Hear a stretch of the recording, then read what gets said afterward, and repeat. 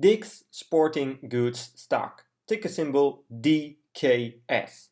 DKS stock is down 22% year to date, while the S&P 500 is down only 17% year to date.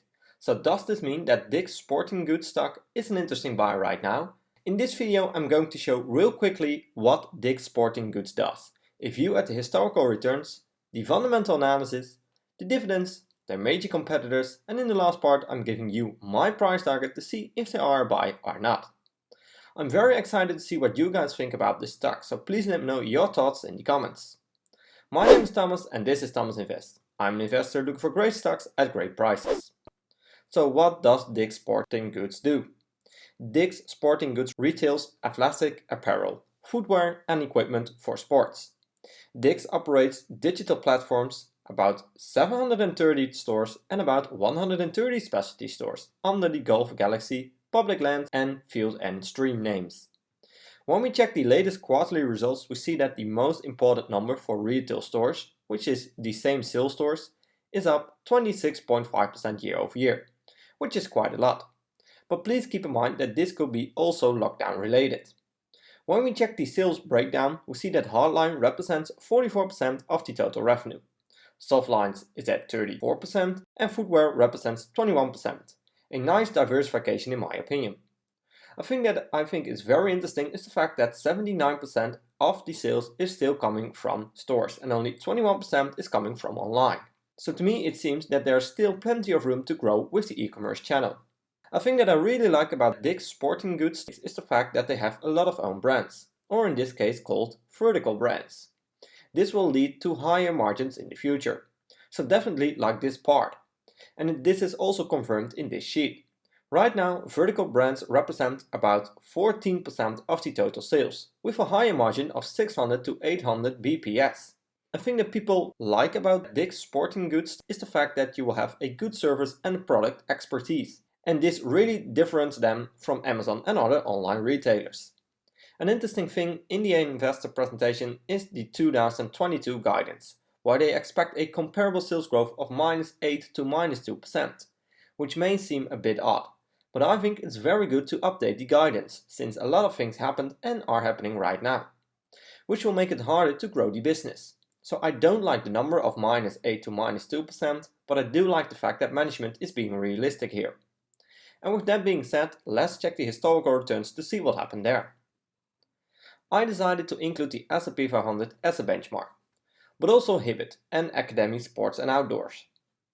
On the 5-year chart we see that all stocks are up big time, especially after the pandemic hit in 2020.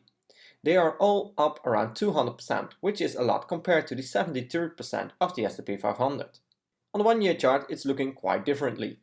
DKS returned -8% while the S&P is at -10%. Hibbett is at -51%, which is a big drop, and ASO is at 9%.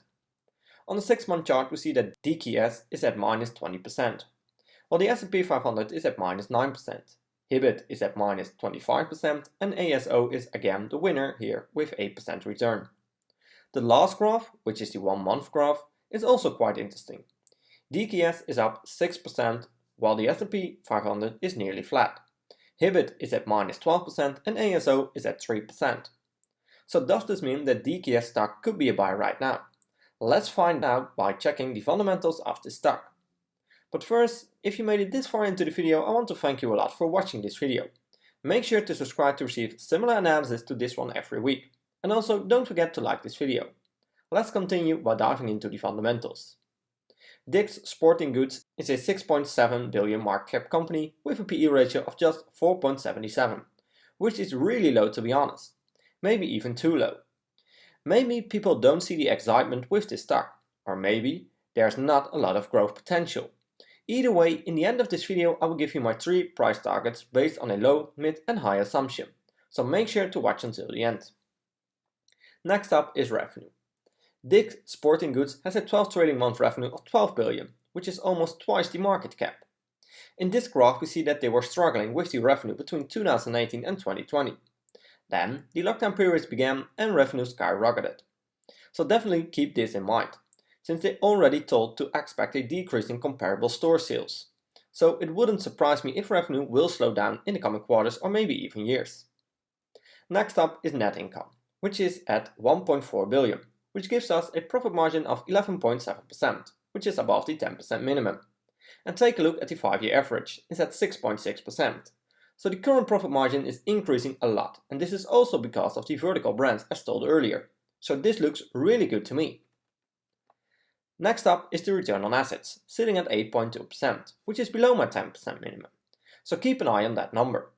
Return on equity is at 57%, which is very nice. And the most important number here, return on invested capital, is at 13.4%. And I really like this number since it's above the 5-year average of 11.9%. The next thing that I want to discuss is the balance sheet.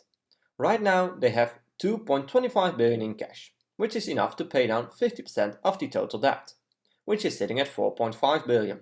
So this looks really good to me. But keep an eye on this number, since you want them to have enough cash to pay down at least 50% of the total debt.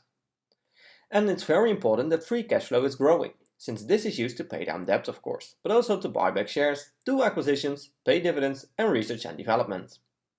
In this graph we see that free cash flow is up big time since 2021. So please keep in mind that it's not highly likely that they will achieve the same growth in the future every year. So I do like to see a bit more consistent pattern here.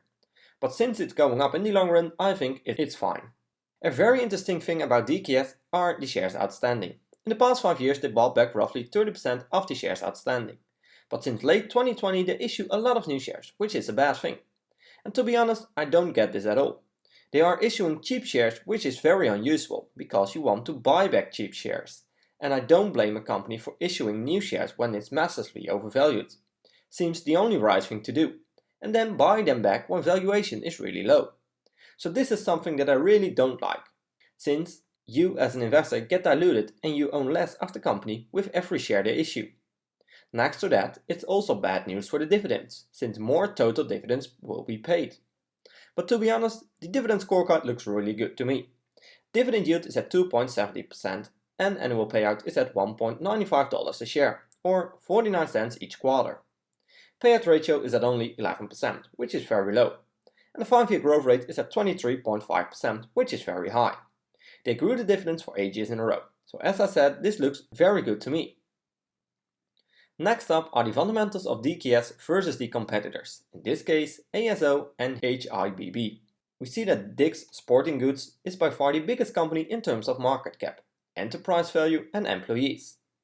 All companies are trading for a very low valuation. So this does tell you something about the industry.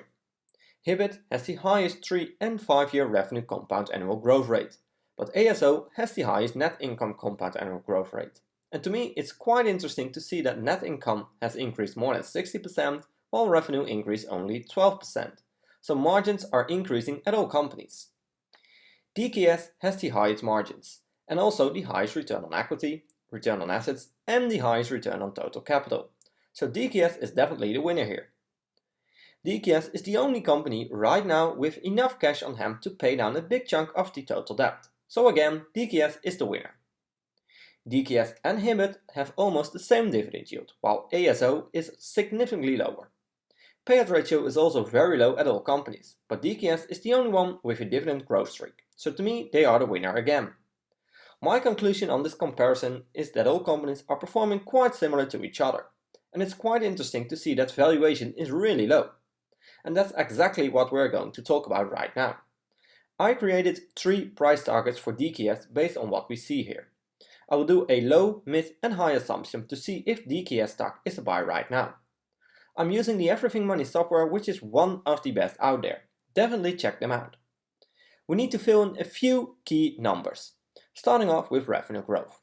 We have an average of 8%, but to be honest, I think I will be a bit more conservative since I expect revenue growth to slow down. So I'm filling in 4%, 5% and 6%.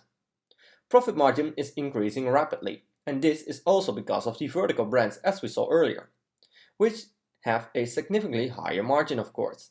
So I'm filling in 8% on the low side, 9% for the mid assumption and 10% for the high assumption.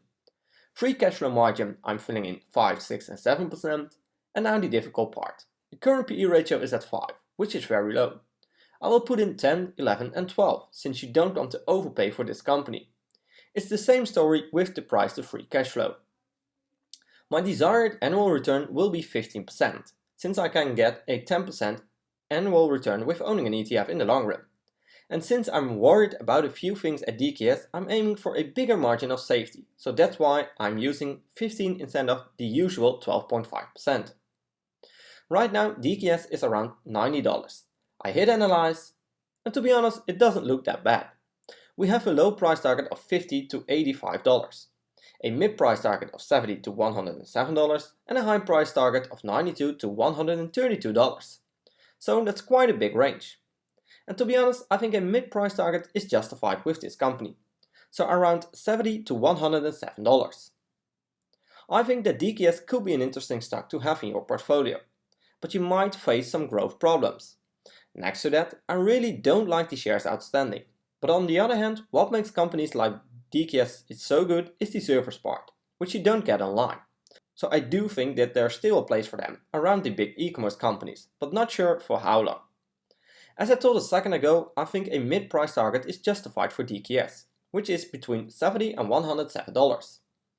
And I think they will be leaning to the lower side of it.